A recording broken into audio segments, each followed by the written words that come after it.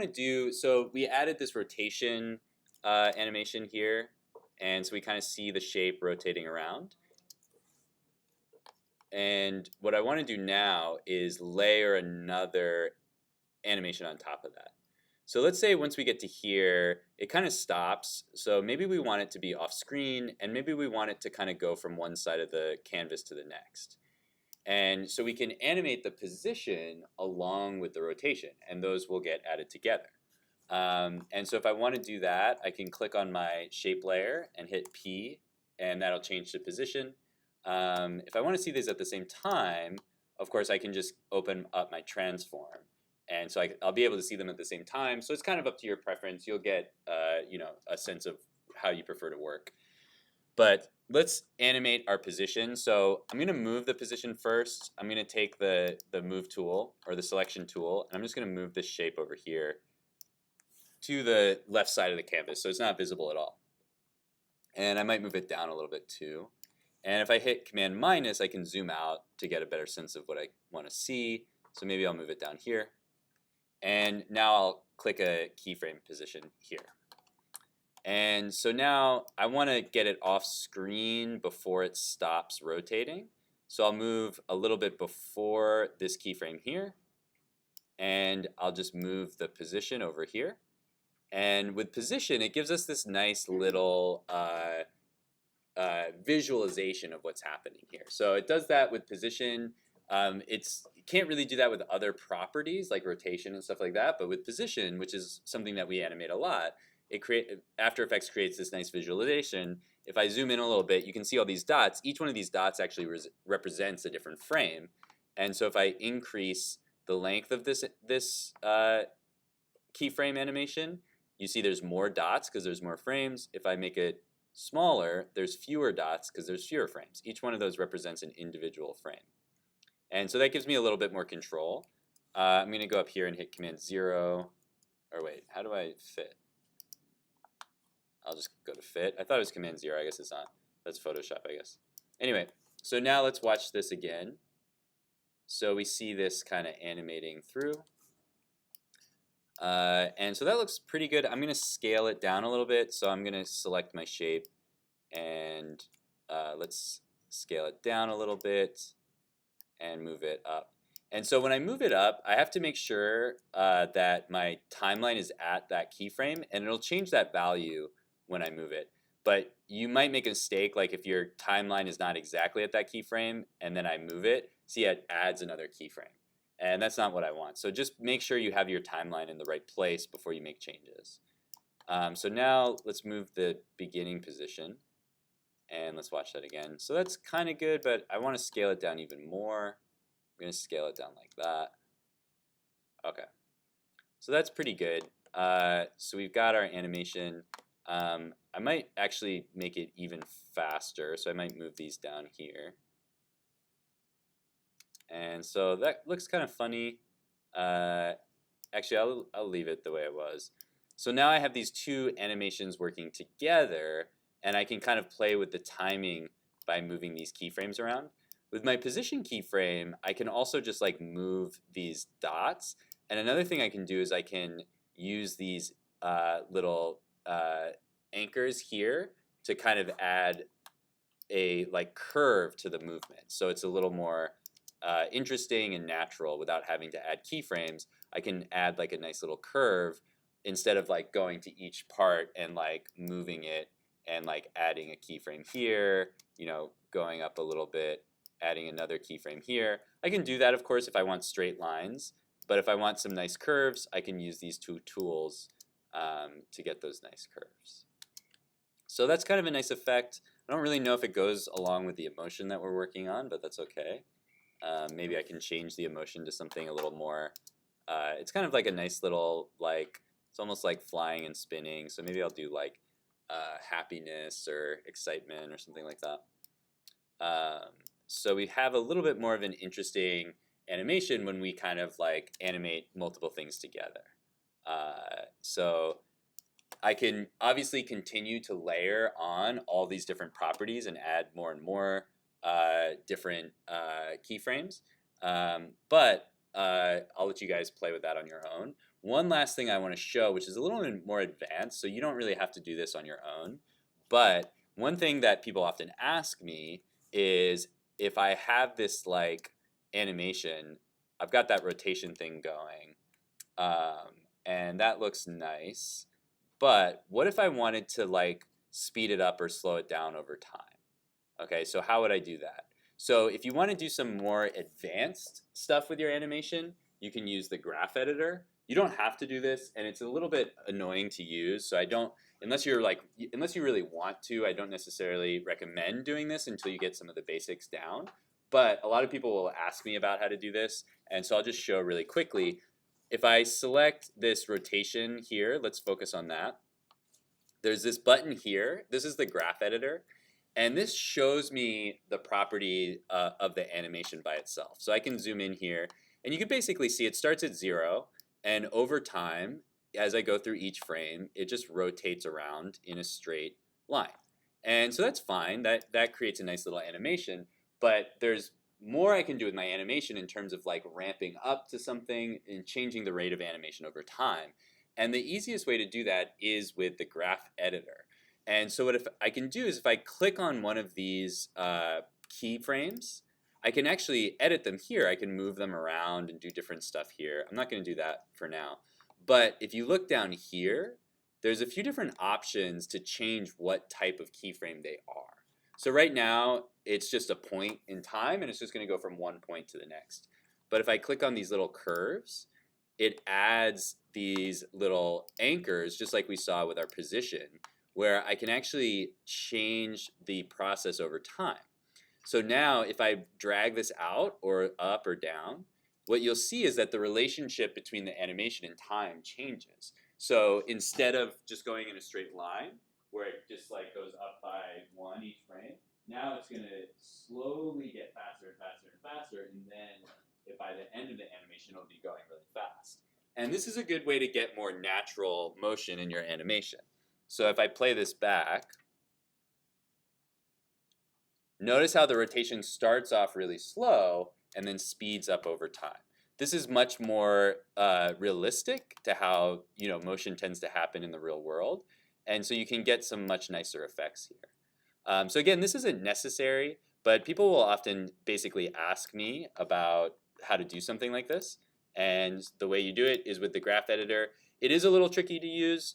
You kind of have to click on the keyframes and then click the buttons, and it's very easy to kind of like move stuff by accident. So I wouldn't play with that unless you really want to get some of those effects, but if you're interested in it, that's how you would do it. Okay, so let's go over some text. I want to just, I think actually that's pretty much where I want that to go, so that's fine. Okay, so let's close up the graph editor. Let's lock this layer. And we're going to add some text in here, and this will also give me a chance to go over another effect that people often ask about. So I'm going to bring the text in a little bit later. So I'm going to move my playhead up to maybe 2 seconds, and then I'm going to grab my text tool, and I'm going to make a text box here, and I'll type in, I'll say, let's say excitement is my emotion that I'm working with.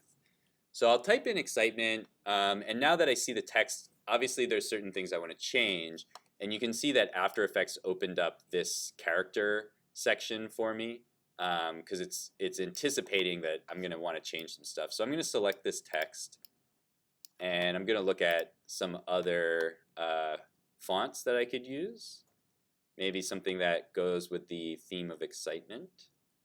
These are all kind of boring. Let's see if I can find any interesting ones.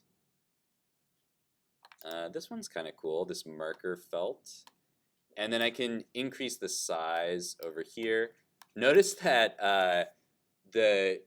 my change is only affecting these letters. I accidentally didn't select the T, so it didn't actually affect that, but I can just delete it and then put it in there. I might want to center it, so I would use paragraph to do that. I could go down to paragraph and center it. And then I can also like change the color, and I can add a stroke and do stuff like that, but I don't really need to do that here. And so now we have excitement, and we can we can animate all the same things that we would do with this. So like maybe I'll move excitement up here so it's not visible to start, and I'll keyframe the position. And so then maybe down here we will bring excitement down here, and so we have a new keyframe. And that's a little slow, so let's bring this back. Okay. So we can animate the properties of our text just like we would any other shape. But there's obviously also other properties of our text that we can animate. So another thing that people often ask me about is how do I animate the text onto the screen, like letter by letter. And to do that, we need to use an effect. So you might say, how do I do that? I'm going to look in here, and there are a bunch of text properties, like you can change the source text over time, you can change the path, you can take a look at these options. But for certain things that are a little more complicated, we need to get other effects.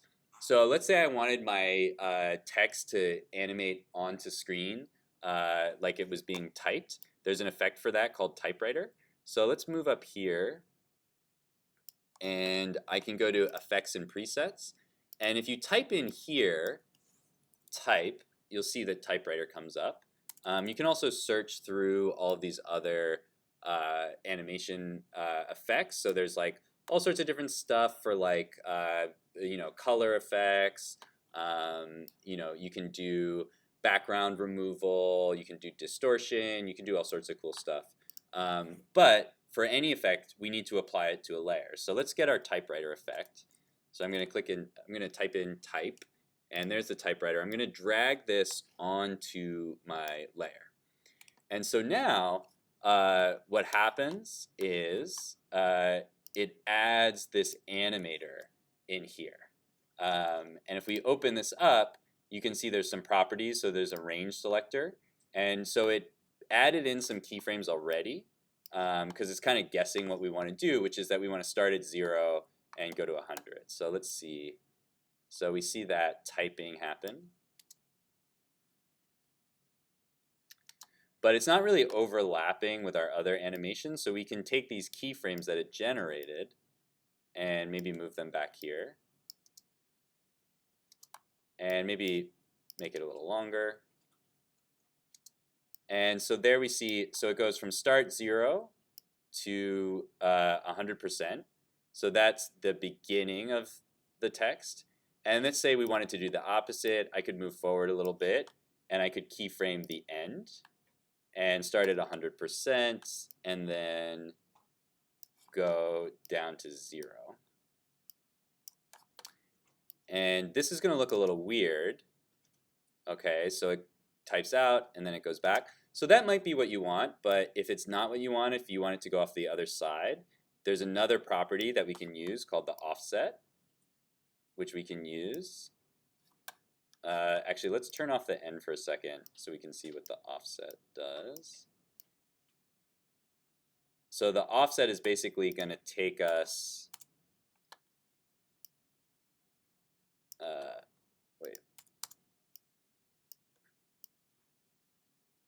It's going to take the beginning and change that for us. So we have to line them up. Let's see if we can do this right. So we're going to keyframe the offset. Again, you don't have to do it this way, but you might want to. And let's set this to 0.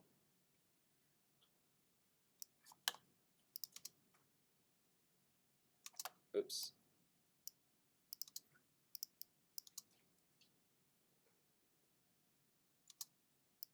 Okay. Wait, I have to set it to, maybe I have to set it to 50.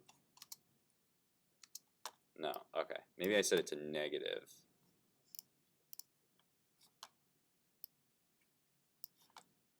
Forgot which one it is. Let's try that. Okay, maybe we don't need the end then. There we go. Okay.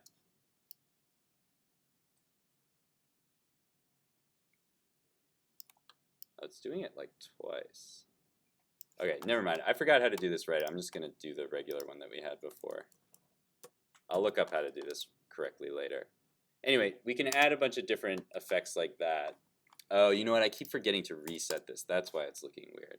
Anyway, I'm not going to get too bogged down in this. So for certain things, we have to go find effects that we can add in that do specific stuff. Most of the stuff you can do just using the basics, but there are effects that you can find under effects and presets to do more advanced stuff if you're interested. That text one is one that people always ask me about, so that's what I went ahead and was going to show. So obviously I would want to play around with this a little bit, do some more different things, but we can see kind of a basic setup there. Okay, so we've got some text, we've got some shapes moving around. We can obviously start to layer these things together and do some more interesting stuff. We can edit our keyframes a bit to get things to look more, to have better timing and stuff like that. But this is kind of the basics, and then you can start to build stuff up to add to the emotion that you're working on. All right, so I'm going to stop there. We'll have some time for you guys to work on creating your animation. Next week, we're going to go over storyboarding, and we'll create a storyboard, and then we'll also go over exporting, and we can go over any other quick animation things if you guys are interested. But I'm going to stop here for now.